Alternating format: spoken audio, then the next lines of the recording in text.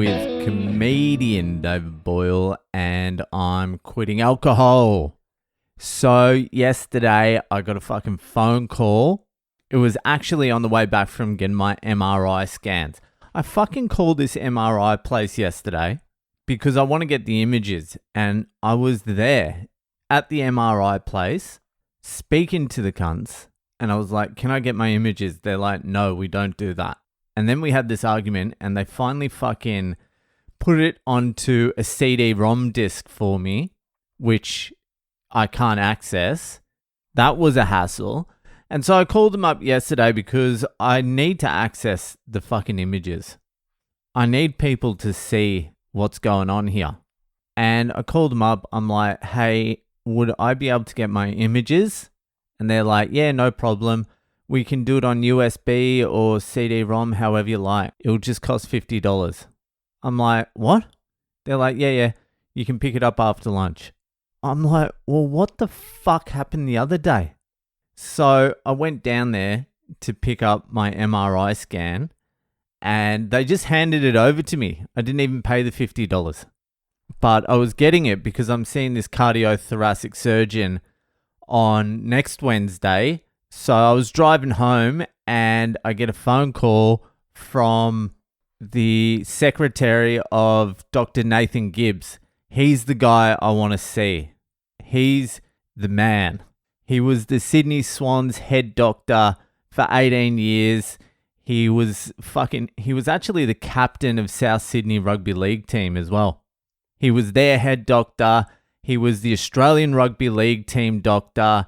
He was Manly Rugby League team doctor. He's the current Wallabies head doctor. So this is the guy I wanted to see. He specializes in treating and managing musculoskeletal and traumatic sports injuries, both acute and chronic in nature. This is my guy.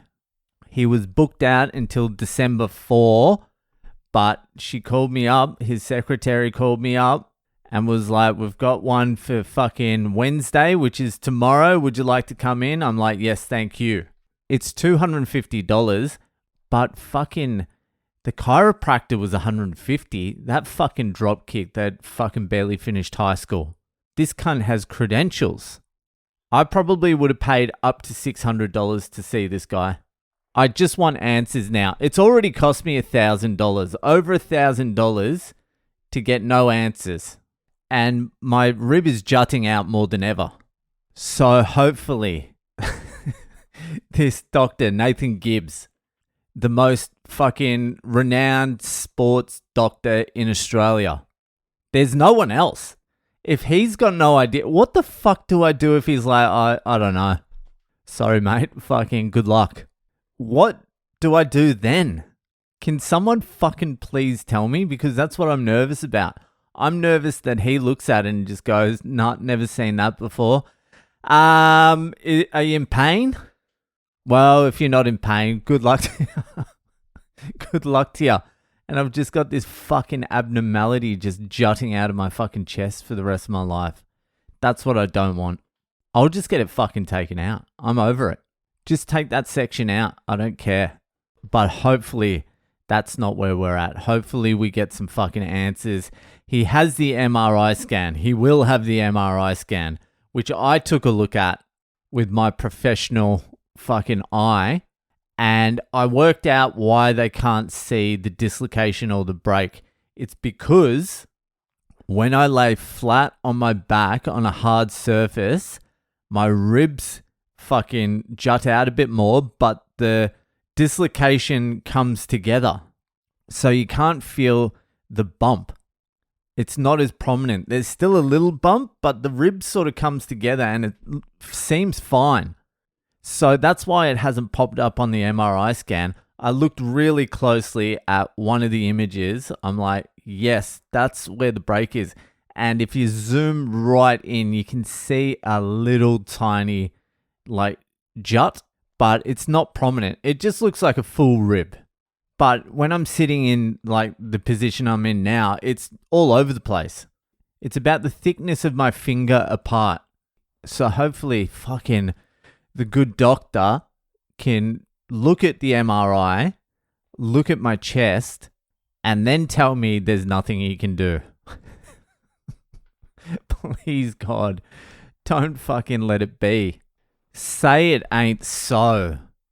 I honestly don't know what happens next if that's the fucking case. I'm still going to see that thoracic surgeon as well, see what he says. It's just a wild ride at the moment. I now can't even take my shirt off with confidence because I look like a fucking clown rib. It's crazy. I spent all those years not being able to take the shirt off in public because I had a disgusting rig. And then I had 2 weeks where I was fucking like an Adonis. They're going to be talking about it for fucking centuries, those 2 weeks.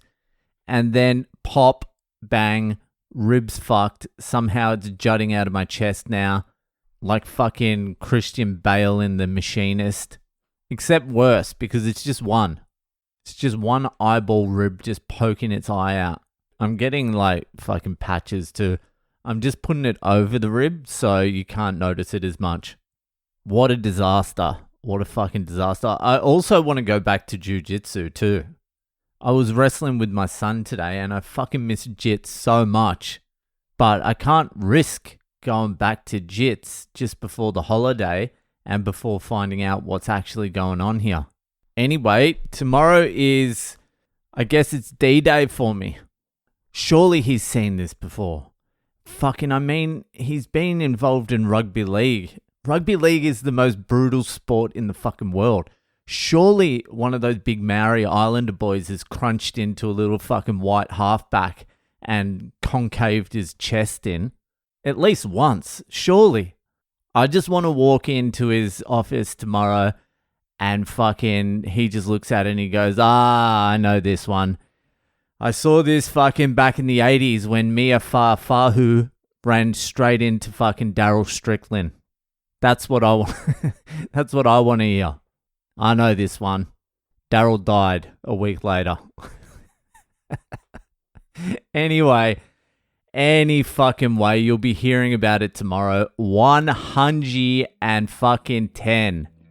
But for today, that'll fucking do, and I'll see ya the fuck later.